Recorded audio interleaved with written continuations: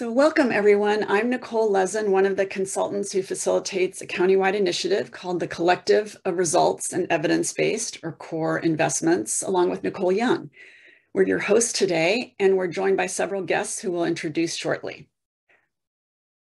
Our CORE Institute events are held bilingually in English with Spanish interpretation, thanks to our team member Stella Lauerman, who provides simultaneous interpretation and translates all of our CORE materials, and Alejandra Torres Flores, who is providing consecutive interpretation and will translate your comments and questions in the chat, but who is having some technical difficulties at the moment. So we'll just plow ahead. We're here today on behalf of CORE, the Collective of Results and Evidence-Based Investments, which started as a results-based collective impact funding model. Over the last few years, it's evolved both into a funding model and a movement to achieve equitable health and well-being for all people across the lifespan in Santa Cruz County. And the evolution of this funding model and movement has been fueled by input and insights we've gathered from many partners in local government, in philanthropy, local nonprofits, and different community groups. And this collaborative process led to the core mission and vision that you see here, with equity at the center. When we say equitable health and well-being, we mean that all people across the lifespan have equitable opportunities to experience these 8 interdependent core conditions for health and well-being, and that people's opportunities and life outcomes aren't predictable, for better or for worse, by their race, ethnicity, income, gender identity, sexual orientation, immigration status, zip code, or other social identities. So as both a funding model and as a movement, CORE provides this framework to align our priorities, programs, policies, funding, and results around these community-wide goals, and to work together to create the core conditions for health and well-being that you see here. And equity is at the center of this diagram to illustrate that we have to examine and address our individual, organizational, and systemic beliefs and practices and structures, the ones that perpetuate the inequities that we're very determined to eliminate. Events like today's CORE Coffee Chat are offered as part of the CORE Institute for Innovation and Impact. You can think of the CORE Institute as the learning arm of CORE Investments. So through the CORE Institute, we offer an array of training and technical assistance and other learning opportunities for people across different sectors to build the knowledge and skills and systems that can fulfill this collective vision of an equitable, thriving, and resilient community. A few months ago, we started experimenting with a new CORE Institute format that's a learn, do, share community of practice to focus on visual storytelling with data. We attended a webinar series sponsored by the Stanford Social Innovation Review, or SSIR, and it was offered by Carissa Carter, who's a director of Stanford's Design, or D School, and she's the author of this book, The Secret Language of Maps, which, by the way, will raffle off 2 copies of her book at the end of today's coffee chat, but you do have to be present to win. Our goal in forming this group was to learn new ideas about how to tell stories with data, and then to practice using those new tools and techniques, that's the do part, and to share our progress and challenges with each other, and now with you. One of the reasons we wanted to try this was the fact that we often find ourselves signing up for an intriguing webinar or discussion and then either not following up or not having time to apply the new learning and tools. And we thought that learning in a group in this way would be a way to help us practice, use what we're learning, and stay accountable to each other. So today we'll talk more about what we each learned and what that was like. But first, I'd like to introduce several of the cohort members who will be sharing their journeys with you today. We also had others along for the ride who aren't presenting today, but we're hoping to do more group learning like this in the future. So with us today are Claudia Abasto from Senior Citizens Legal Services, and wave Claudia, and Andy Cunningham from Big Brothers Big Sisters, and Mariah Roberts. Boys and Girls Clubs. Yeah. Oh, I'm sorry, Boys and Girls Club. Wrong note here. My apologies. Mariah Roberts from County Park Friends, and Yvette Brooks from Your Future is Our Business. So welcome to all of you, and thank you for sharing your journeys with us. So some of us are drawn to visual storytelling. We're hoping that's why you're here. Or you know that there are better ways to tell our stories, but aren't necessarily comfortable creating the images and stories that bring data to life. So we just thought we'd do a quick poll for you to let us know how comfortable you are telling stories with visuals. So it could be images, drawings, maps, icons, charts, or something else. So let us know, are you not comfortable at all, somewhat comfortable, really depends on the situation, or very comfortable?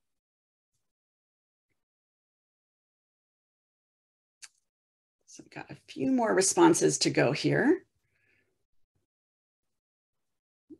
So it looks like we've got most of us in the it depends category and a smattering everywhere else as well. Okay, great. So I think all of us have something to learn today and to learn from sharing this information.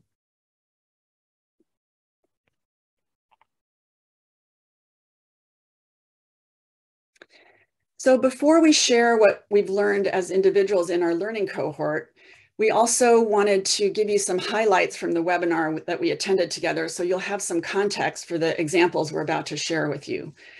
These webinars took place months ago in April and May, and they covered several hours. So this is going to be a very brief top-level version. But if you're interested, again, we encourage you to check out Dr. Carter's book, which has all of this information in a lot more detail. And it's also itself a great example of visual storytelling. And then there might be other versions of the webinar online, and we expect that it would be offered again as well. So just keep an eye out for that. And Dr. Carter's book has a kind of loose definition of, it's called The Secret Language of Maps, and it has a loose definition of what constitutes a map. So not just traditional ones that show us things like roads or borders, but that show relationships and insights and invite exploration like an infographic might. So we learned that any map or visual has these three elements: data, craft, and bias, in some kind of tension with each other. And the idea is to be really aware of these in anything that we create or try to share with others. And I'll go through each of them briefly. Dr. Carter pointed out that as a human, you're loaded with biases. So they might be implicit biases or explicit. They might be intentional or not. But the whole idea is that the more aware we are of the biases we're bringing to our work or to our interactions, to our writing and our visuals, we can be more aware of what these reveal, and we can even upend some of the biases that might be swirling around us. They might be in the creator's intention to create something. They might be in a viewer's reaction, or just in the bias that surrounds us as humans interacting with each other. So again, awareness is the message here. And then Dr. Carter also, in terms of data, was telling us that there's no such thing as just data, or the data just speak for themselves. We make a lot of choices along the way, how we collect data, how we choose or select which data we want to show or highlight, how we organize our data. And again, the key here is to be aware of those things and to really question each step of the data collection, selection, and analysis process. And then for the craft part of storytelling, that includes a lot of the things that you see here: form, materials, line, even the colors we use to highlight different points, the text that we have, and the context that we provide in the visual itself. So all of these things have a role to play in the point that we're trying to make and the information and insights that people receive. And sometimes we outsource these or use the defaults in our software. So for example, you might have a standard Excel chart that you use or something in Canva. But again, just being aware of the choices that we make and the meanings, the differences in meaning that they convey is a big step forward. And Dr. Carter also encouraged us to pay attention to the emotions that we feel and why we or others might be having those feelings, and especially what specifically is making that happen or eliciting those emotions and feelings. So these are the questions that we are supposed to ask ourselves as we go through each step of creating our stories and visuals. And we also got reminders that every map or infographic or visual has an agenda behind it. And it's important to unpack what that agenda might be and to be clear with ourselves first about what it is that we're trying to say. This was not shared in the webinar, but it speaks to me in the coffee part of the morning. And it's from a book called Am I Overthinking This? Over Answering Life's Questions in 101 Charts. And Dr. Carter used another great chart from this book in her presentation. But this is another one that just has some really creative ways to display information that are not complicated, as you can see here, but are very creative. And then another piece that we took from the webinar was about the importance of exploring yourself before you try to explain something to others. And so she, in the spirit of unpacking lots of outfits, Dr. Carter encouraged us all to just try on lots of different ideas to make sense of different volumes of data and to try to see the patterns and determine what resonates with others, which might not be the same as what resonates with us, and to learn what stands out from our data that we may not initially see. And so this is something that can be very time consuming to take the time to do this process, but she really just encouraged us to take that time and really sit with the data and see what pops out of it before we go straight to the graphs and charts and visuals.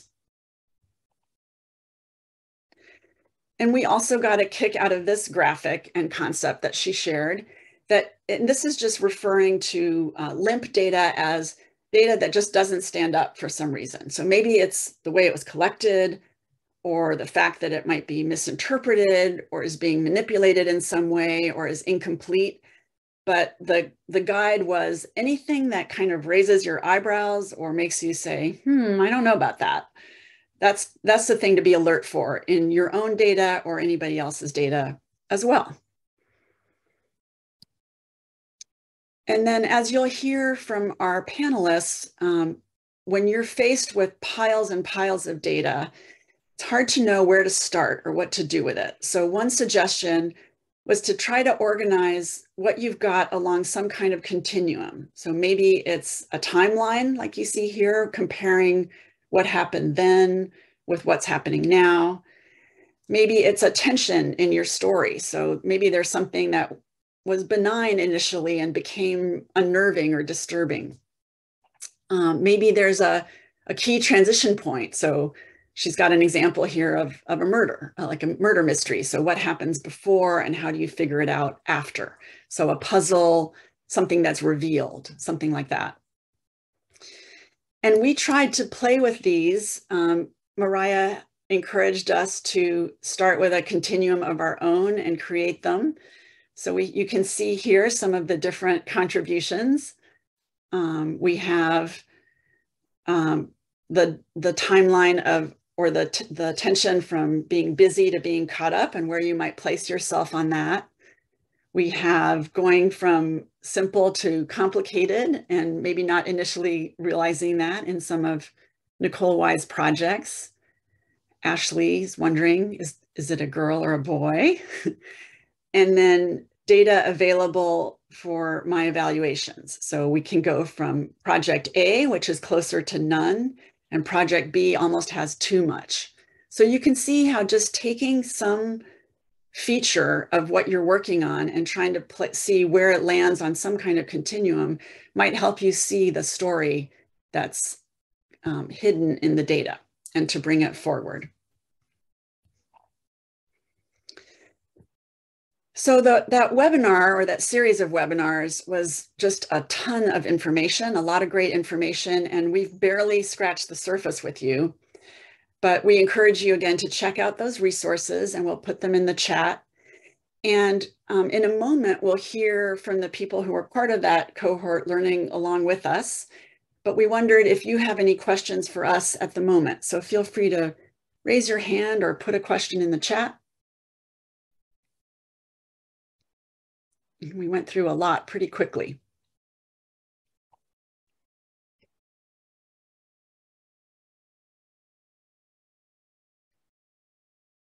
Okay, I'm not seeing any at the moment. If you think of a question for later, we'll probably have time later in our presentation as well.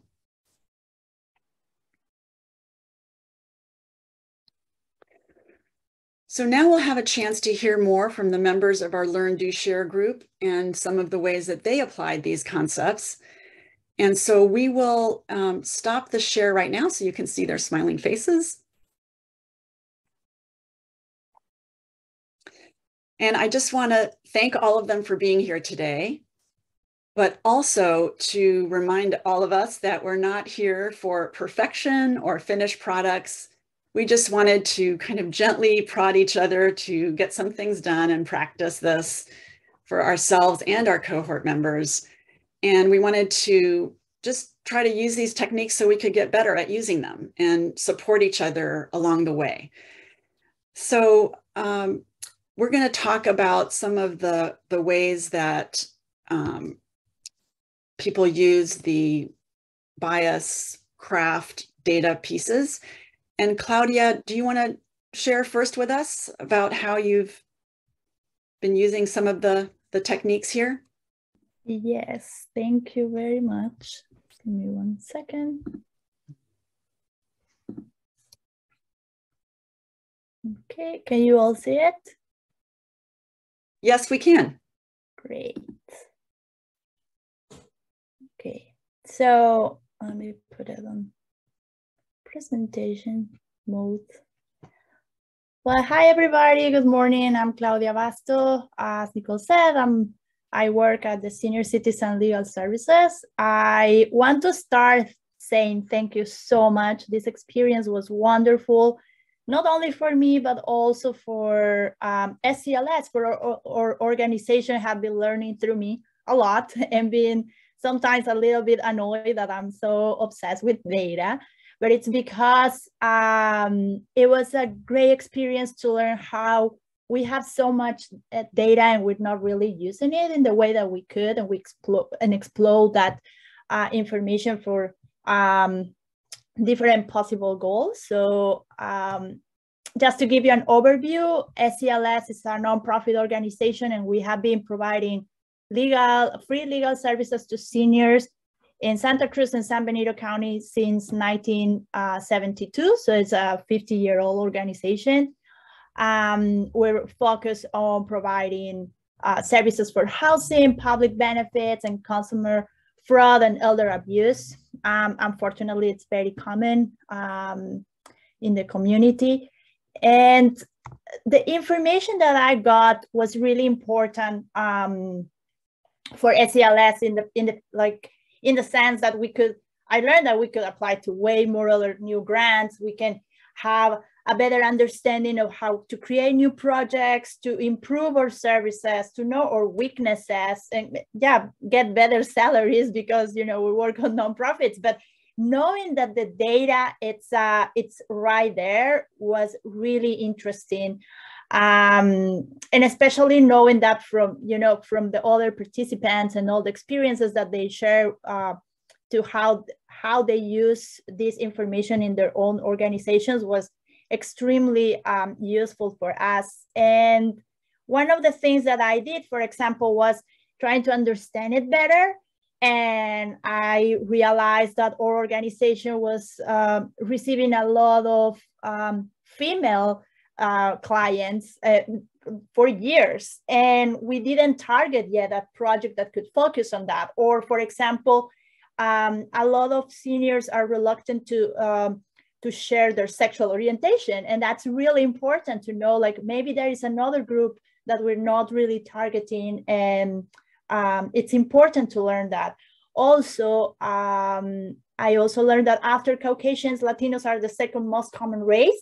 And right now, at the moment, that's how we've been improving to get more bilingual stuff.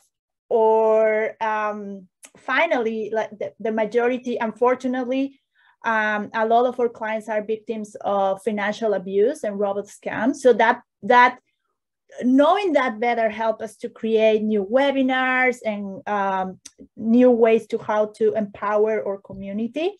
So definitely has been a different way to see our data at SCLS. And yeah, based on that, and thankfully to the class that I had experience with, we were working on finding a new CRM software at SCLS, and the lessons that I found from this course help us to understand how to get this software in the best way for the organization. And that's based on our data, like understanding our data, analyzing the different components. Like, for example, we know that every year we serve like a number of seniors with legal services, but how about our organization, like the internal process? That helped me to understand maybe we need an evaluation every week to know better our data, you know, and to see if we can improve our services, or if we are more focused in a specific area of law and that we were not before, because, you know, like the system is changing all the time, and we had like pandemic, you know. So that definitely gave me a new perspective of our data, and having the experience to learn from other participants was incredible useful. Something that I want to share that really got stuck in my head was once that Mariah shared that how we understand bias is always so negative, and how like we should also understand it as a positive thing, like to understand better the data that we have. And I think, Mariah, you shared this like months ago, but it got stuck in my head. And every time that I analyze my data, I'm like, oh yeah, Mariah mentioned that. Yeah, we're totally biased in this aspect. So I'm very, very thankful. And yeah, that's it.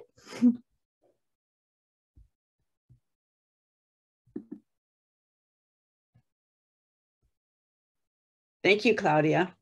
Great to get an insight into your process and how this whole learning community helped with that. And that was just exactly what we were hoping would happen when people participated in this cohort, to practice using things and to have it be useful to you and your organization. So thanks for sharing all of that.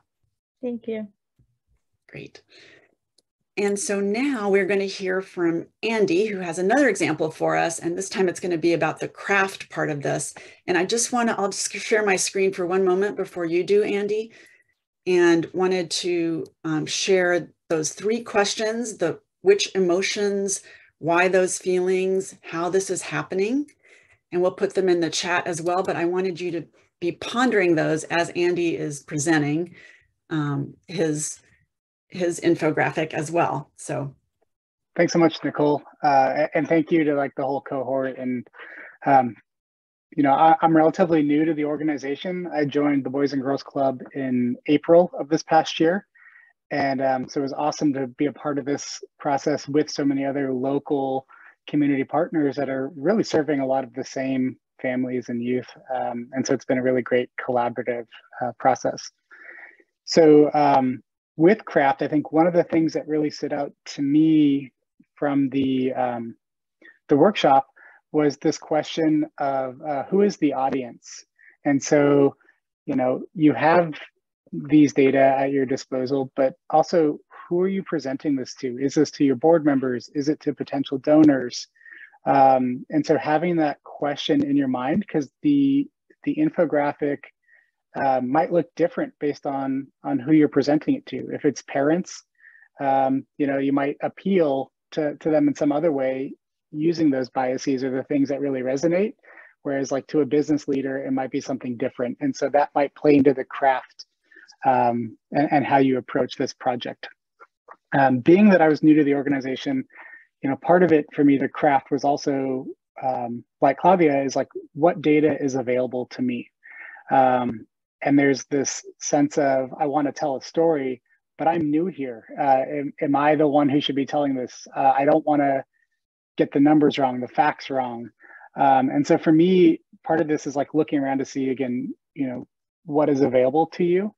And so I just wanted to share some of those resources within like our organization. So the Boys and Girls Club of America does an annual survey, and so you can look within your organization to find out if there's anything else that's done, you know, annually or maybe every 5 years. And so this was one bit of data that was available to me that I used. You can look at, you know, what percentage of our youth members report having a positive overall club experience, you know, great, fair, room to grow. So those were some data that were there. Another, Claudia mentioned a CRM. So we've recently transitioned to a Salesforce-based program. And so this is a super powerful tool. There's obviously a steep learning curve. But this was something where I was able to collaborate with our executive director and go in and generate some reports so that when I do create this data, you know, I can go back and pull the same report 6 months from now or a year from now and update the data in my infographic. And so rather than doing a one-time, you know, calculation of some of these things, I can tie it to a report now and say, let me go back and pull what percentage of our youth are on a scholarship at this time, so that I can update this. And that's part of the craft too, is how do we, as an organization, a community that's always shifting, how do we update this without, you know, going back and starting from a blank page? And then I'll just go on to say that again, one of the biggest benefits to me of working with this group was the accountability. I kept saying that I was going to create this this infographic. I've been saying I was going to do it for months, and I finally did it yesterday afternoon. So this is by in no way a final product, but of the different types that we had seen, I really liked these ones that you could kind of look at and sometimes had either a vertical or a horizontal dimension to them where you really have to interact with it. So to get anything out of this, you really have to zoom in, and then you know, have a bit of the background of who the organization is, logo, things like that. And then you kind of have to scroll. And so from that, the Salesforce data, you know, I've known that we scholarship between 30 to 40% of families and kids, but I was able to pull a fresh report yesterday and see that currently right now, 38% of our active youth members are on some form of financial aid from the organization. So using Canva, which is what this is in right now, was able to go in and actually, you know, click on this data, and I could pick the icon that I want and say, of the total items, you know, I didn't want to have 100 on here. So I said, you know, of the 50, fill 20 of them, play with the spacing, play with the color. And then could add the text here. And so just wanted to make the point that like the Boys and Girls Club, I think, is one of the best value propositions. And that's this thing that's been in my mind as a parent, but also as a fundraiser, is telling the story of the services that we provide and making that comparison to what is the city average, what is the state average. And so with that, you know, I wanted to make this point that we are scholarshiping a lot of families. And then to make this comparison of our club, so I'm using kind of the blue here for Boys and Girls Clubs. When we look across the organization, having a youth be a member at our clubs, and let's say they take full advantage of our services. They come to all after school program. They come to 8 to 10 weeks of summer camp. They're here for winter break camps when we're open extended times. They play basketball. They play all of the different things. And it's a, you know, family where the parents are dual income, intact household, and mom works for Apple and, you know, dad works for Tesla. They can afford to pay for our services. Those families are going to pay about $2,000 a year for that child to attend the club. I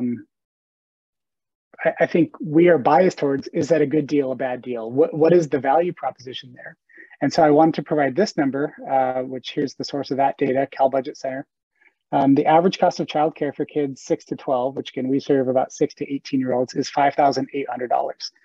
I would argue that that's a pretty good value proposition, especially when we bring in the fact that, at a recent training that we did last Friday, we determined that we had about 210 years of combined childcare experience in that room.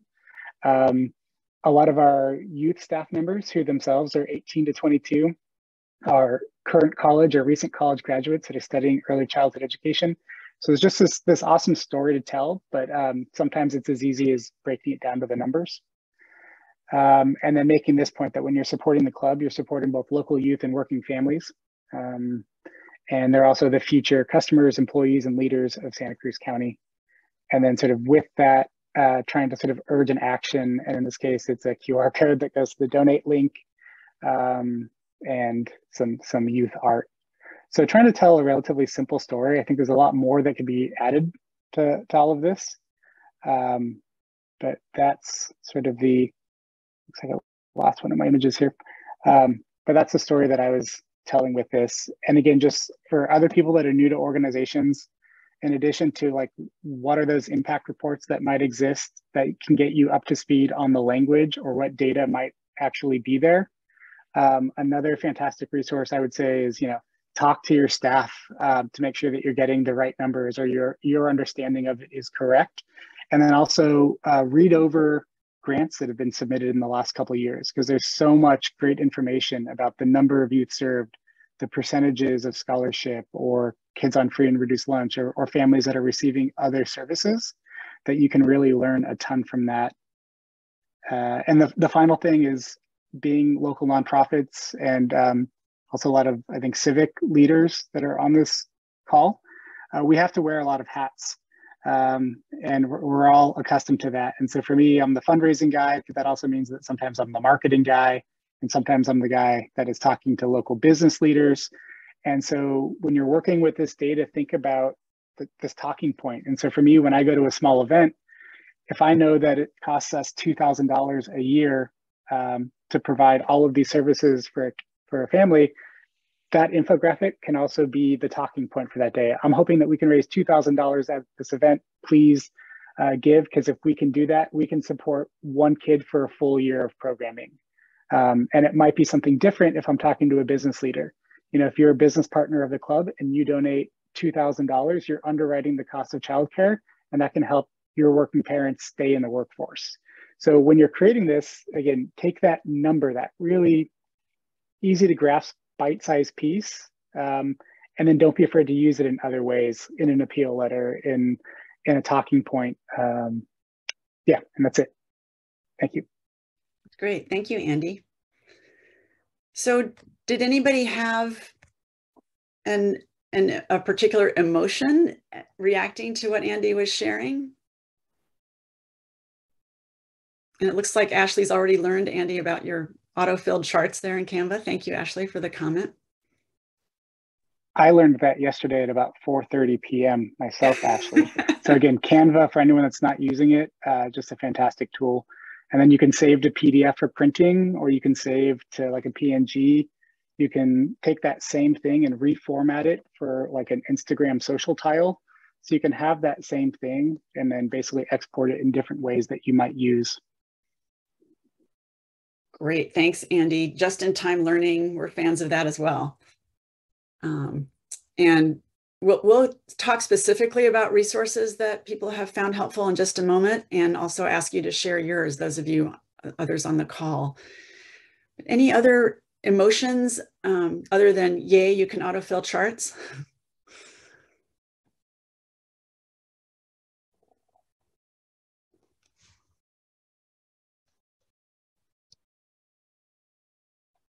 Okay, well, let's move on to another example.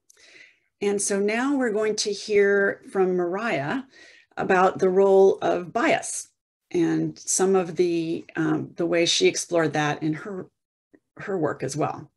So Mariah, I'll turn it over to you. And I think we're going to share a video. We are, but I want to just speak a little bit, if I may, and then of course, take your time. Keep it up. Thank you so much. So Thank you everyone for being here. I want to acknowledge the folks who are here who took part in the cohort, but for many different reasons are not presenting today, and all that they offered, as well. Ashley and Yvette, I see you here. I apologize if I'm missing anyone. My name is Mariah Roberts, Executive Director of County Park Friends. And this is my jam. I've just so loved having these colleagues and this opportunity to get into all of this. And as Nicole's queued up, when we sat down to prepare and we thought about those three components, the craft, the data, and the bias, the one that what we were asking ourselves was, which of those really felt like an area that this process and cohort kind of supported you, when you're entering this work. And so I really resonated with what we learned about, and sort of have continued to talk through around bias in database storytelling. The fact that bias is part of every human condition. Thinking of bias, we sometimes think of that as a negative, as has been mentioned, but it would be like, for me, it would be like, me as a white woman working on racial equity, not putting that on the table, not putting my own racial identity on the table, not overtly acknowledging and processing my own identity on a team, in a partnership, in society. So for me, it was a very similar sort of understanding of relationship to data's history, and data's power. So I really like it. For me, it was very empowering, because I think I've had fear of having to be fully objective, the cold, hard facts, that there's sort of this judgment around bringing humanity to data. So this has been a really interesting process for me. And I really am thinking of data and data storytelling now as like a living process, an active process, and a tool. Andy, you mentioned having data that you've visualized, but then you're also having that as a jumping off point when you're at an event to go, hey, $2,000 just like I just shared in that graphic, here's what it can do, so that it's a process of communication that supports all kinds of human communication, and that it's dynamic. And so I really love that. And I think transparency and methodology, just like any good reporting, has to be key. What I take away is really wanting to be transparent and verifiable with our methodologies of how we're collecting data, but then, acknowledging also the humanity that we bring. And if we can do those two things in tandem, I think we have a lot of power in our storytelling. One example that I give, and we talk about all the time, is the difference in park acreage per resident. And so we talk in the parks world about, for example, in South County, we have 2.5 acres per 1,000 residents. In North County, we have 27 acres per 1,000 residents. That's objective. Anybody looking at those measurements is going to come up with the same final data. However, how we interpret that, combine it with other data sets, such as health data or housing data, et cetera, that is where the storytelling comes in. And we have to acknowledge that we have bias. So with that, I wanted to read a quote. This was a resource that Nicole Lezin shared during the process, and it's from Data Feminism. It's a soon to be published, I believe. It is still in process, from MIT by Catherine D'Anazio and Lauren Klein. The numbers, this is a quote, "The numbers don't speak for themselves. Data feminism asserts that data are not neutral or objective. They're the products of unequal social relations, and this context is essential for conducting accurate ethical analysis." And so that has been my biggest takeaway. With that, I'm going to show you now a video that is one of the things that has been sort of sparked by this opportunity, and I'll let it speak for itself, and then we can chat.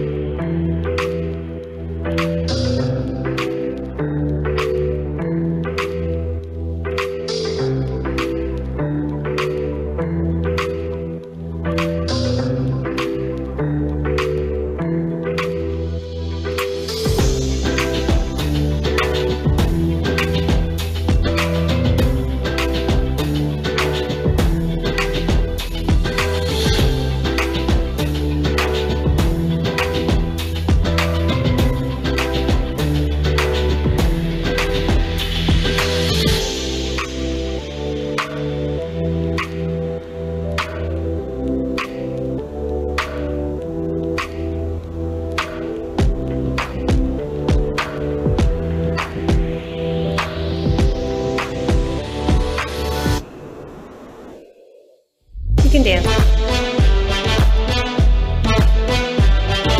Time. Taxes.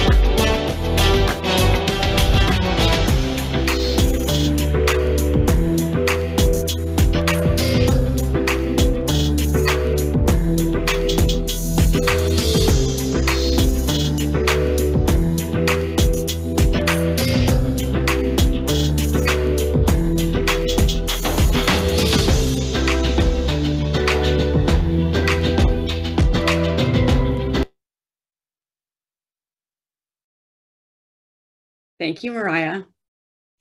You're welcome. Seeing some thumbs up in the chat and some reactions.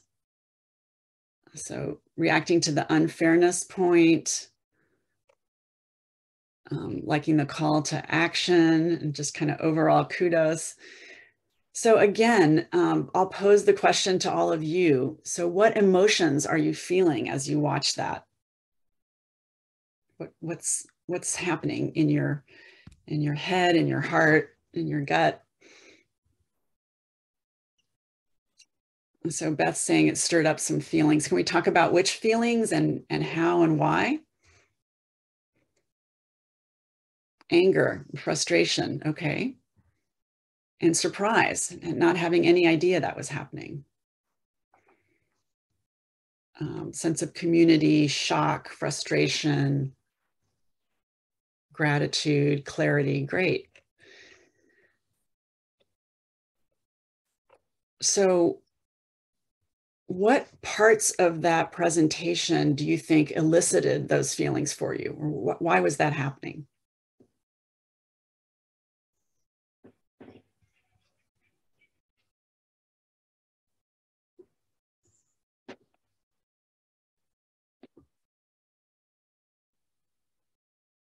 Came from somewhere, right?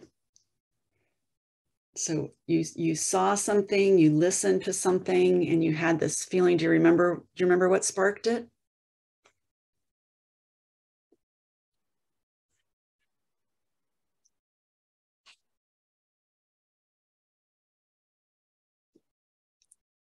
And Mariah, I'm guessing those are some of the feelings you're going for. Oh, and Beth, thank you. The reasons we live here. Yes, I think that's really evocative the second time. The unfair distribution, the clear explanations. Thanks, everyone. Mariah, can you, oh, Claudia, I see your hand up. Go ahead. Yeah, I just wanted to share that for me, it's also very empowering, the part where you express what we can do. So yeah, we know the data, but now like we can do many things. So it was also empowering, and I really like that part. Okay, thank you for that. Mariah, do you want to say anything else about what you were going for and how these reactions fit with that? I just would say I really appreciate everybody's feedback, and I've been so encouraged because it is a little intimidating, you know. So I feel good about the data because I checked it with Marcus Pimental, who's the budget manager, and I know it's right. So that feels good. But then the rest of it, so glad that people feel the passion, but also don't feel too discouraged because it's a big problem. So I'm really happy to see that because we can't get discouraged. We have to figure out steps to take always. So I'm really glad that seems to be a theme. Great, thank you. And Andy's pointing out the music too. So there was that contrast of some of the more upbeat nature or neutral nature of the music, and then the content. And maybe veering into dance mode, absolutely. Mariah, what about sharing that? You're getting some questions. Is it something? Sure, it's just a YouTube video, so I just put it in the chat. Thank you. Terrific. Okay, so now you've had some examples of how the learning cohort explored these ideas about race, craft, and bias, data, craft, and bias, and how some of the different elements of looking at data through those lenses can help us clarify the points that we're trying to make, refine some of the imagery, even things like color, sound.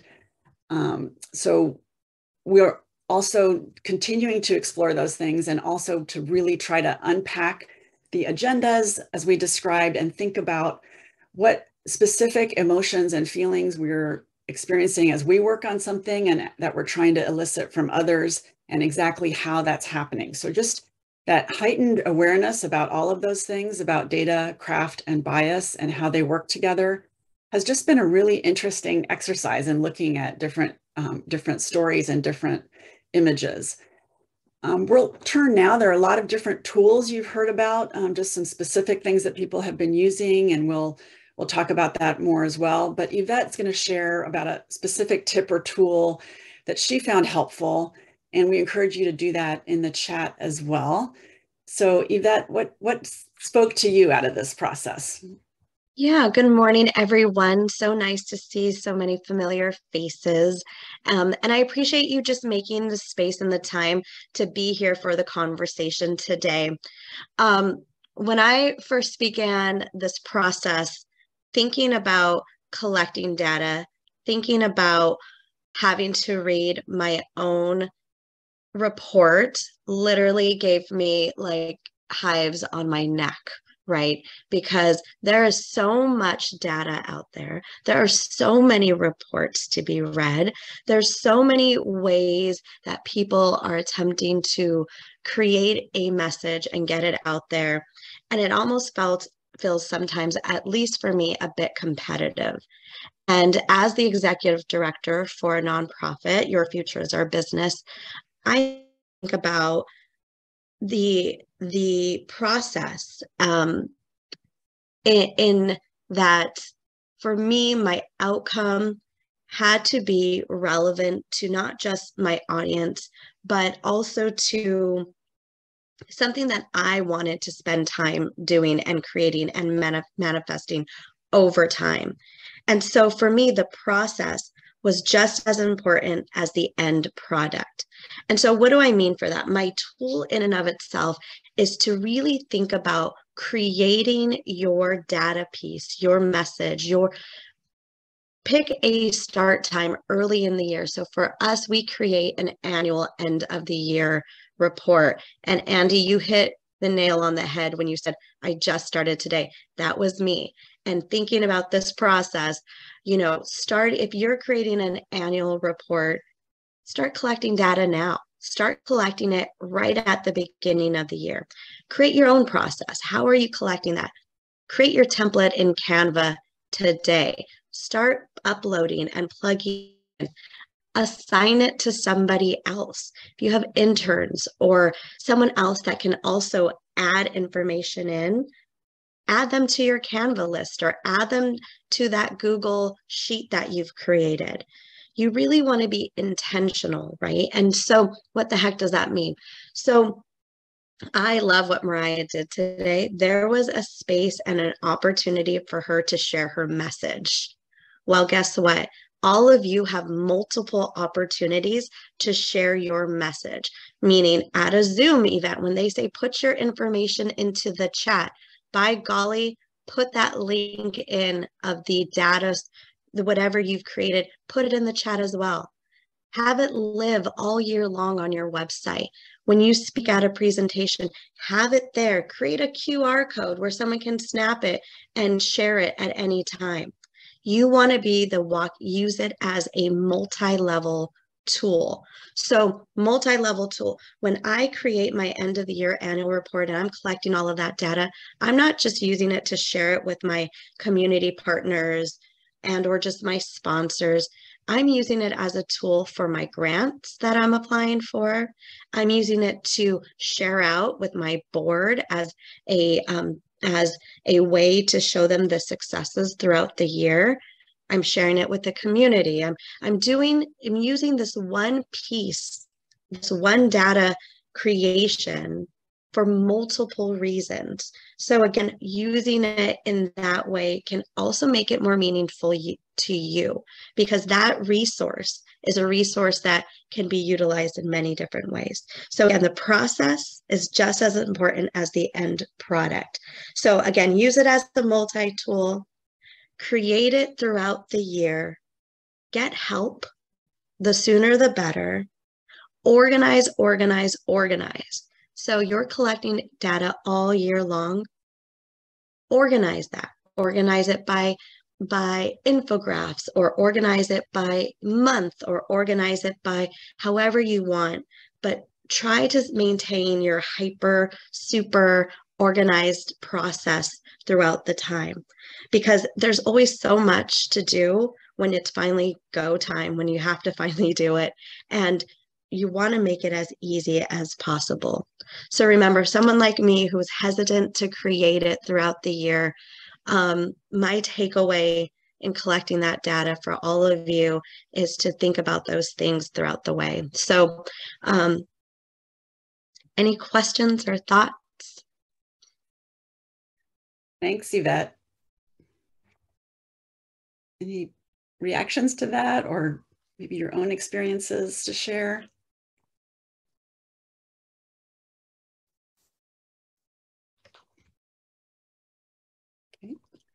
Totally agree. Yvette, you hit on the QR code. And again, I think that's something where 2 years ago, we would have said that's sort of like a generational thing. I'm afraid that that's not accessible for a lot of people. But then with COVID and people going to restaurants and scanning the QR code, I think it's opened up to like a whole nother generation. And again, you can have it on a website, and without changing the QR code, you could just refresh the content on that site or something like that. So super smart. Right, thanks for that. I'm one of those people who learned to use them in restaurants and did not use them a lot before. So one of the reasons that we wanted to do a community of learning together, a cohort together, was that it's really easy to get stuck and frustrated with this kind of work, especially if you're new to it or aren't particularly skilled with the graphic side of it. So maybe you have the great idea that you're putting on the back of a napkin or an envelope, but you can't execute it, or it's hard to explain to somebody else what you see in your mind's eye and what you want. So we also just wanted to acknowledge the obstacles and challenges that each of us face trying to get better at this work. And no matter how fun it is, or exciting it is, or interesting it is to try to do something creative, there's always that moment where it's just like, this is just taking too much time or too much effort. And so we wanted to share from our panelists some of the those kinds of obstacles and also especially how they got unstuck. So Andy, you want to lead us off? What was an obstacle or challenge that got in your way? Yeah, I think, again, I had this idea of like value proposition and how do you communicate that? You know, I'm a working parent and I happen to live multi-generationally on a property where my mom is also there. And that was part of my inspiration for joining the Boys and Girls Club. Is it's a community resource to provide that for people who may not have reliable other source for childcare. And so there was a lot there. And ultimately, you know, one of the things that we did in the workshop was we were told to just get a piece of paper and start drawing things out. And I think that helps to overcome some of the challenges of like, I don't feel confident using software, or this is a thing and I don't know how to show that it's statistically significant. Not all of this has to be, and you can also still inspire emotions and things like that. There was a simple bivariate plot of an X and a Y axis and a burning match. And I don't really remember the full story. It had to do with the effects of global warming. And I think the destruction from storms and the increased cost. And even though I don't know that exactly what it was, that image is in my head. And that was an incredibly simple thing. So get yourself started sometimes just by playing around with the data or even the idea of something that you think would be compelling and draw it out. Originally, I was thinking this was happening a lot during like the NFL draft, and they do these spider graphs where they'll show like height, speed, weight, and it's a way of showing like what is the potential of an athlete. And I was thinking about that as an organization, what are things that are most important to us? It's, you know, healthy meals or whatever it could be. And so I was drawing something like this, and that's kind of what I thought I would do for an infographic. And then ultimately, simplicity went out, and I created the thing that you saw today. So I might still go back to that at some point, but it's in a notebook and I've been drawing it out. And it could be that a year from now, I've got 5 key pieces of data points. Maybe I survey parents or other people in the community and find out what is it that's really compelling to you or donors. And so I could create something like that that appeals to them. But I don't want to let perfection be the enemy of progress. So start with something simple. It might be 2 data points or two things that you're comparing on a spectrum. Nicole asked me to hold the drawing again. Another very simple sort of spectrum that I think people think is like the value or how good something is based on what you pay. And so somebody might think that $2,000 a month childcare, it's definitely going to be better childcare. But if we look at the things that we really value, those personal relationships, the sense of community, maybe you actually get more of that in a communal setting like the Boys and Girls Club. So just trying to think about drawing it out and then say what data would actually demonstrate this, you know. But yeah, pen and paper or a whiteboard. I love the whiteboard. Good advice. Mariah, how about you? I'm looking for that matchstick visual too, Andy, while we're talking. So, Mariah, do you want to talk about some obstacles that you overcame as well? I think overcoming. Are overcoming, great. I would say like sort of, I think it's been alluded to, just there's so much data and each of us has many stories that we care passionately about learning about, making sure that we're, you know, it's sort of an assessment process, a self-assessment and work assessment process, as well as storytelling. And so I think for me, I think our cohort knows, I don't know how many things I created. It was like way too many things. And that's fine, except there's, you know, that's not communication. And so I have to, I think, struggle with like, there's part of this process that is helpful for the creator and an organization internally. Oh, we really understand this now and we can hash it out as a team. But when you're thinking about public audiences, you're thinking, or, you know, audiences multiple, like Andy alluded to, there's, you know, in some cases it's a funder, in some cases it may be policymakers, in some cases it may be the public and or users of your programs. So just getting really clear on that, and then trying really hard to self-edit. You know, I would say that is an obstacle. But I hope that it comes from passion. But I just think it's necessary for really ending up with something impactful. So I hope that makes sense. It does. It's such a good point. It's hard, especially after you've really labored over something, to sometimes let it go. Yeah. Yeah, that's really, really difficult, but necessary, as you say. Does anyone else want to share a struggle or an obstacle or something you're grappling with that you don't necessarily have to have overcome it, but just something related to storytelling and visualization that gets in your way? No judgment here. I want to share something, like, and it's something related that Andy said before, is that Andy, you just started in the organization where you work, and I had the same experience. So for me, it was because I just started this year, and something that was challenging is that when you arrive to a new organization, you have like a fresh mind and you're not biased. And then you realize that they have like a structure for so long, and trying to break that with new ideas, I think that was extremely hard for me. But then the numbers speak by themselves, so that was very interesting to see. Okay, yeah, we never did this, but here are the numbers. So here is what we have, here is the data. So I think that was the most challenging part. And now, you know, and again, what Mariah said, using bias in a different way with different eyes was challenging, but very important. Yeah, and Claudia, you're raising such a good point. You know, sometimes we think about these visuals and infographics and maps and things as communicating externally to donors, to funders, to partners. But really, all of you have described some internal communication and some thoughts about trying to crystallize your insights and ideas for your colleagues as well. So just good to keep that in mind. And it sounds like that's been part of your process as well, whether you're new or have been in your organizations for a while. We also, let me just quickly share the graphic that Andy was mentioning.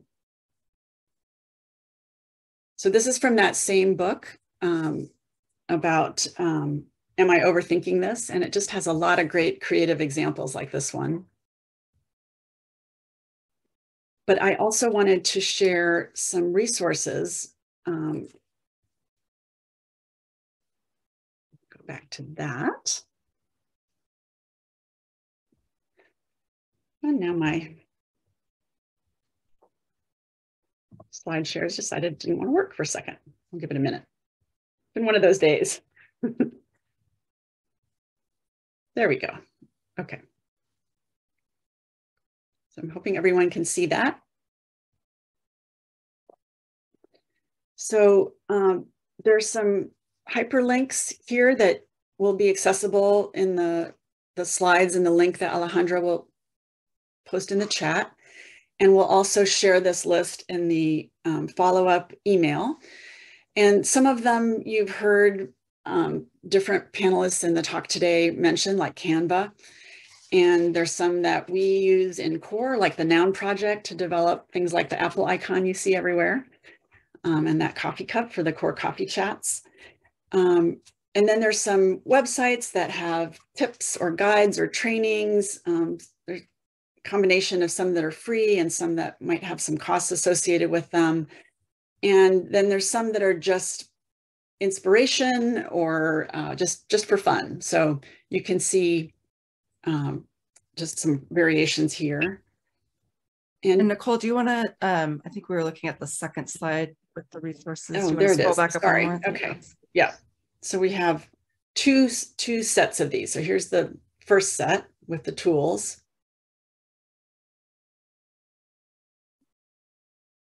And again, we'll share all these. And then here's the second set. Does anyone who's participating today have something to share in addition to these?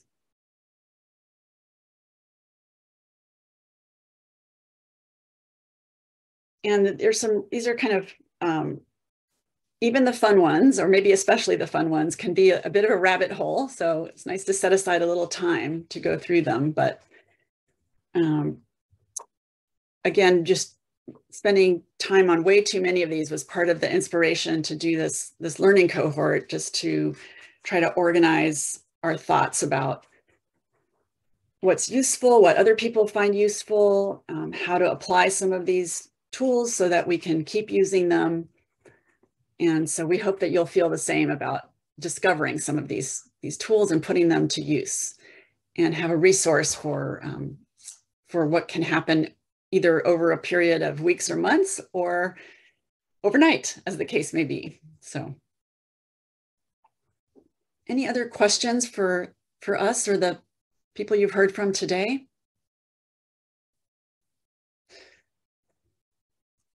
So I just wanted to make sure that you know about some of our upcoming Core Institute events. So on November 1st, you'll get to hear from Mariah again and some of her colleagues in other local environmental groups, Parks and Recs departments, Friends of County Parks, Ecology Action, Seymour Center, Natural History Museum.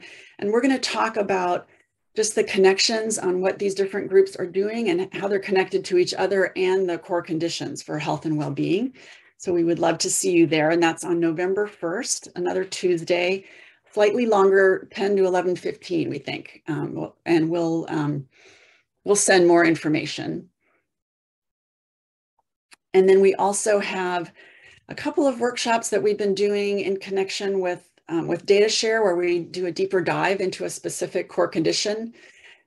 So on December 1st, we're going to combine thriving families and community connectedness, 2 of the 8 conditions. And then it's hard to believe we're thinking about 2023, but in February of 2023, we'll be looking at the healthy environments core conditions. So some of the same ideas that we're going to expand on from November 1st, but using the data and indicators lens.